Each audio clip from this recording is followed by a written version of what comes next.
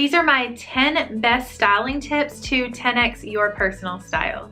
This video is a thank you to my 500 subscribers. I'm so grateful that you found this channel to be helpful for you, and this video is definitely going to help. These are 10 tips that will help you improve your personal style, and the last one is really the most foundational tip, so make sure you tune in to the end.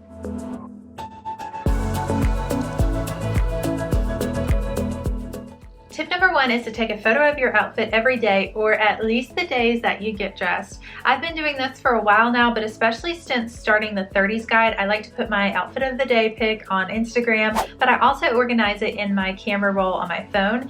This will help when you get in a style rut because you'll be able to see past ways that you've styled outfits and either duplicate them or be inspired by them. I really like using Pinterest for style inspiration, but you have to keep in mind that you don't own those exact pieces and nobody has the personal style that you have. So take inspiration from your own outfits as much as you do from Pinterest outfits, and you'll find you'll be able to wear more of your pieces of clothing. Now, like I said, this video is going to be chock full of tips, but before we move on, please hit that like button and subscribe to my channel if you haven't already, if you're interested in curating a more intentional wardrobe. Tip number two is to use a full-length mirror to evaluate your outfit. How many times have you gotten dressed in the morning and the only time you looked at your outfit was when it was still hanging on the hangers in the closet? And then you might do your hair and makeup in the bathroom mirror, which means you're only looking at your outfit from waist up. Looking at your outfit in a full-length mirror will really help you to see if something is missing from your outfit or maybe something is a little too much. And that brings me to tip number three, which is to do a final look of your outfit before you leave. Doing a final look will help you know whether you need to add a piece or take something away. It will help you to see if your lip color is complementing your outfit or clashing with it. It'll help you to see if you need to pull your hair back to emphasize the collar detail or necklace you're wearing. I want you to try combining these three tips by doing a last look of your outfit in a full-length mirror, and after you've added or taken anything away as needed, then take an outfit of the day picture.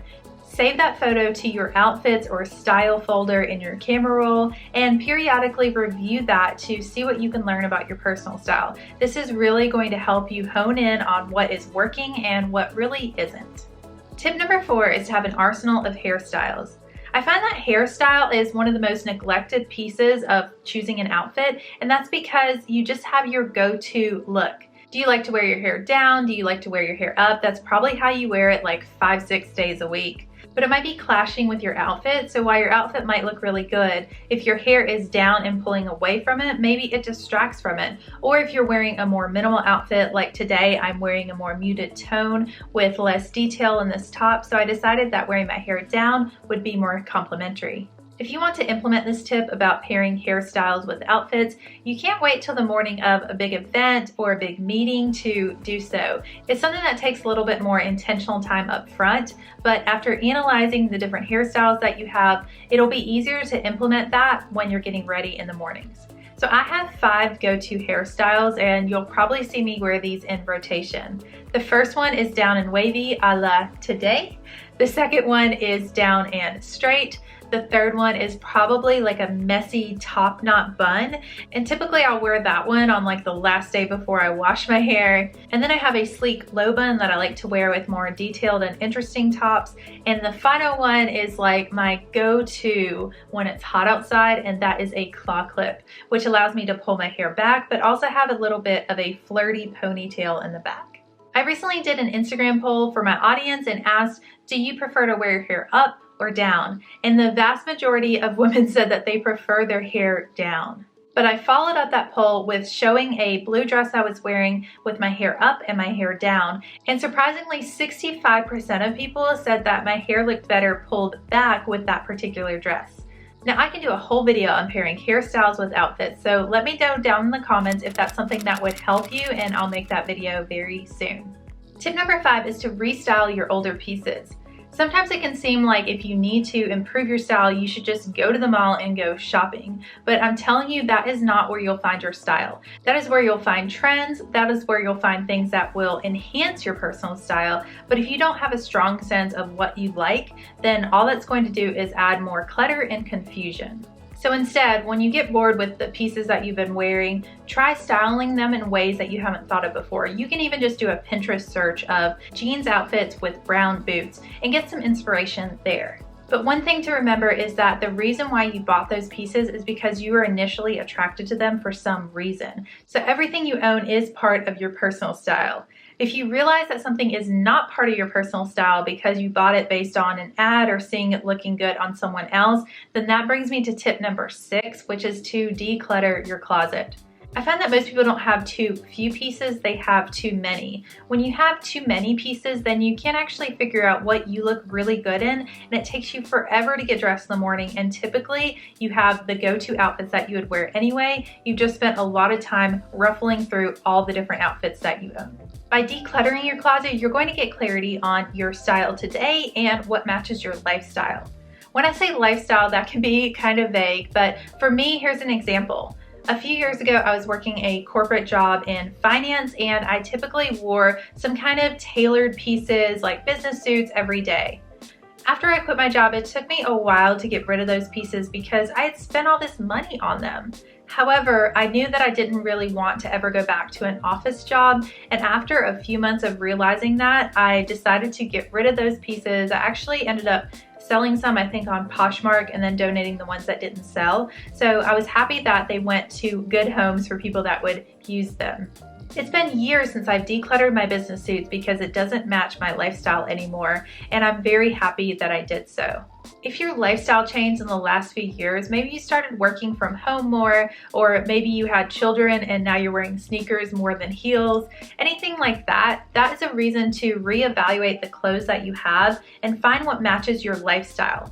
If you're not ready to get rid of them, at least declutter them and put them in a separate closet in your house to revisit at a later date. Sometimes we can be emotionally attached to clothing because we had good memories in it, or we think we can get back to a phase of life that we're no longer in. And if you're still going through that journey, then just removing those items to a separate part of your home will help you along that path. Tip number 7 is about shopping, and it is way on down this list because that's how high of a priority it is.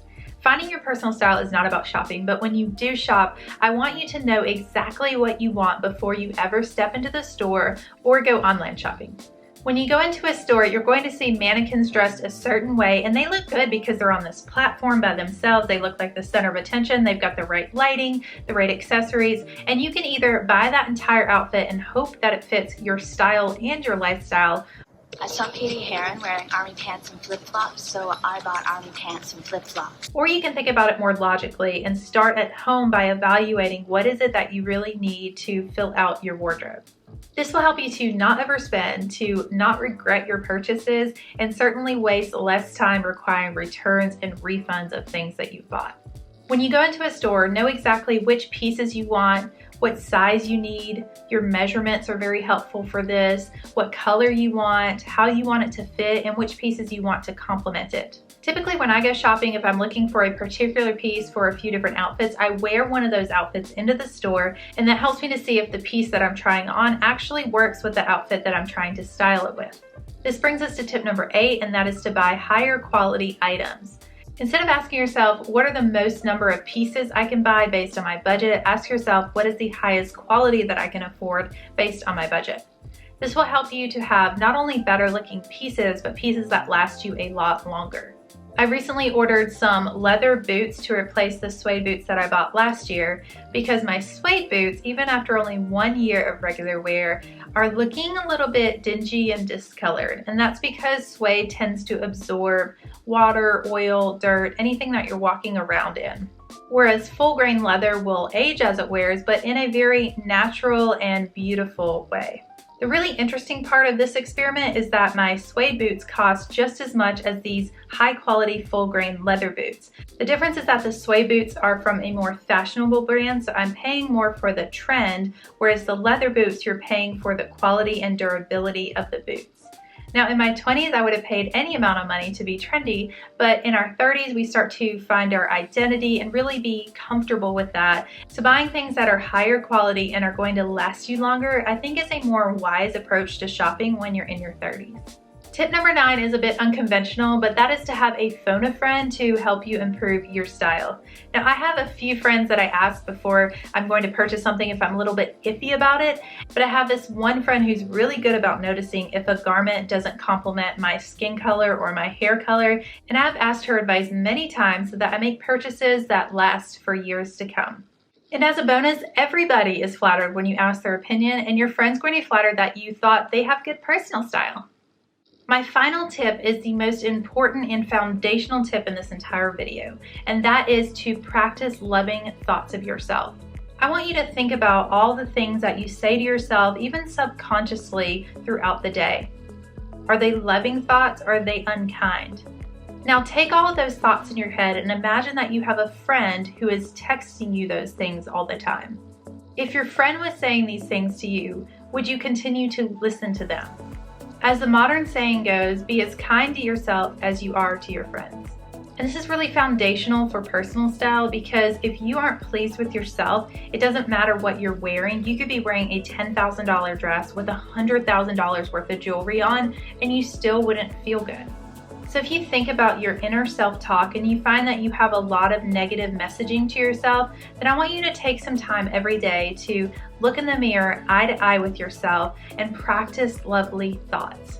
This is a practice I do regularly and it helps to combat all that negative messaging that you might receive externally and things that you replay for yourself inside your head.